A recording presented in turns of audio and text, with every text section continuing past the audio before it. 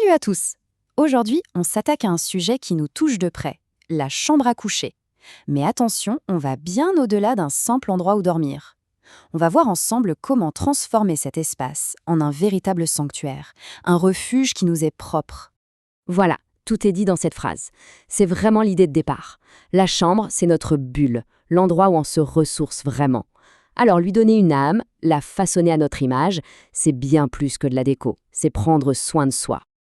Alors, voilà notre feuille de route. On va d'abord définir ce que sanctuaire veut dire, ensuite on partira à la découverte de son propre style, on explorera quelques grandes tendances, on choisira les bonnes couleurs, on verra les éléments indispensables et on terminera avec plein de petites astuces. C'est parti? Bon, première étape, pourquoi c'est si important? Eh bien, la réponse est assez simple, mais vertigineuse quand on y pense. On y passe quasiment un tiers de notre vie. C'est énorme.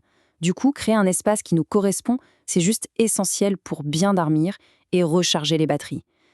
Le mot à retenir ici, c'est cocon. C'est exactement ça. L'objectif, c'est de créer un environnement qui nous enveloppe, qui nous rassure, qui nous calme. C'est un lieu qui doit raconter qui on est, pour qu'on s'y sente parfaitement bien, en toute sérénité. Ok, maintenant qu'on a posé les bases, on passe à l'action. Comment trouver son style? Avant de commencer à acheter quoi que ce soit, la première étape, c'est une petite introspection. Quel univers nous fait vraiment vibrer? C'est le moment de partir à la chasse à l'inspiration.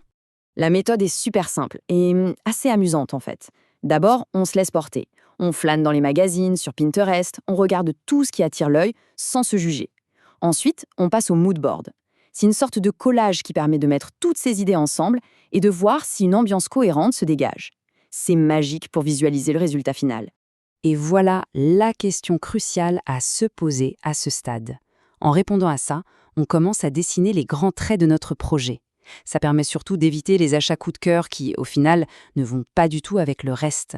Le but, c'est de créer une harmonie qui dure. Pour trouver l'inspiration, rien de tel que de regarder ce qui se fait. On va explorer 4 grands styles très différents.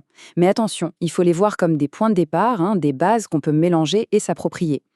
Alors, d'un côté, on a le style moderne. Pensez ligne droite, pas de chichi, des matériaux comme le verre, le métal. C'est un style qui respire la simplicité et l'ordre. Et de l'autre, le classique. Là, on est sur de l'élégance intemporelle, des matériaux nobles comme le bois mastif, une recherche d'équilibre et de symétrie. C'est chic et ça ne se démode jamais.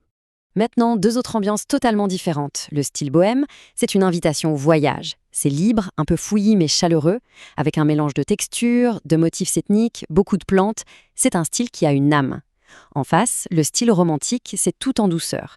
Des couleurs poudrées, des tissus tout doux comme le velours, de la dentelle, des miroirs anciens, une atmosphère très intime, très apaisante.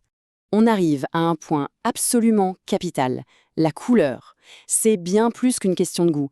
Chaque couleur a une vibration, une personnalité, et elle a une influence psychologique directe sur notre humeur et même sur la qualité de notre sommeil. C'est fascinant. Alors, en gros, on peut diviser les couleurs en 2 familles. D'un côté, les teintes apaisantes. Le bleu, le vert, ce sont les couleurs de la nature, elles invitent au calme, c'est prouvé. Le gris doux, c'est une super base neutre. Et de l'autre, les tons plus énergiques. Le jaune, c'est la joie, l'optimisme. L'orange, c'est chaleureux. Le rouge, c'est la passion. Mais attention avec celui-là. Parce que voilà le secret pour ne pas se planter avec les couleurs fortes. L'idée, ce n'est pas de peindre toute la pièce en rouge vif, bien sûr. Il faut les utiliser par petites touches. Un seul mur, qu'on appelle mur d'accent, ou alors des coussins, un vase, un plaid. Ça donne du peps à la pièce sans la rendre agressive ou stressante. Tout est une question d'équilibre. Bon, le style est là, la palette de couleurs est prête. Maintenant, il faut donner vie à tout ça. On va parler des éléments concrets, tangibles, qui vont vraiment façonner l'ambiance de la pièce. Les textiles, on dit que c'est l'âme de la chambre. Et c'est tellement vrai. Pensez-y, le confort commence par du bon linge de lit, en coton ou en lin de préférence. Ensuite, pour l'effet Wacom, rien de tel que de superposer une couette, des plaids, plein de coussins. Les rideaux, c'est crucial pour l'intimité et pour filtrer la lumière. Et un tapis, bien sûr, pour la chaleur sous les pieds et pour structurer l'espace. L'éclairage, c'est un truc qu'on a tendance à sous-estimer, et pourtant c'est la clé. Un bon éclairage, ça se pense en 3 niveaux. D'abord, un éclairage général, un plafonnier, pour voir clair. Ensuite, un éclairage fonctionnel, typiquement la lampe de chevet pour lire. Et enfin, le plus important pour le soir, l'éclairage d'ambiance.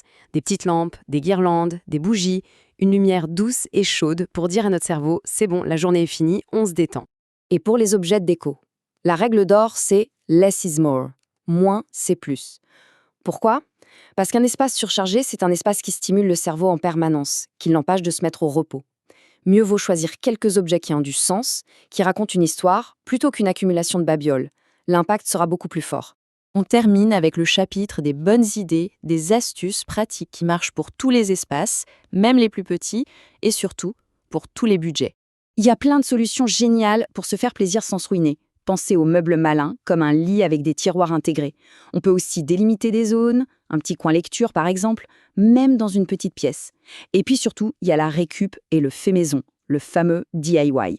Détourner une vieille échelle en porte-revue, fabriquer sa propre tête de lit, c'est la meilleure façon d'avoir une déco vraiment unique et personnelle. Et enfin, la touche finale, le petit truc en plus qui change tout. Une odeur, par exemple, avec un diffuseur d'huiles essentielles, un peu de verdure avec des plantes qui purifient l'air, quelques touches de métal, doré, cuivré pour l'élégance, et bien sûr, de l'aromure, des photos, des souvenirs. Ce sont ces petits détails qui vont vraiment transformer une jolie chambre en un véritable sanctuaire. Et voilà, on a fait le tour. J'espère que ça a pu donner plein d'idées et surtout l'envie de se lancer. Il ne faut pas oublier que la déco, c'est avant tout un jeu, une façon de s'exprimer. Alors la seule question qui reste maintenant, c'est à quoi va ressembler ce fameux sanctuaire personnel? Le terrain de jeu est ouvert.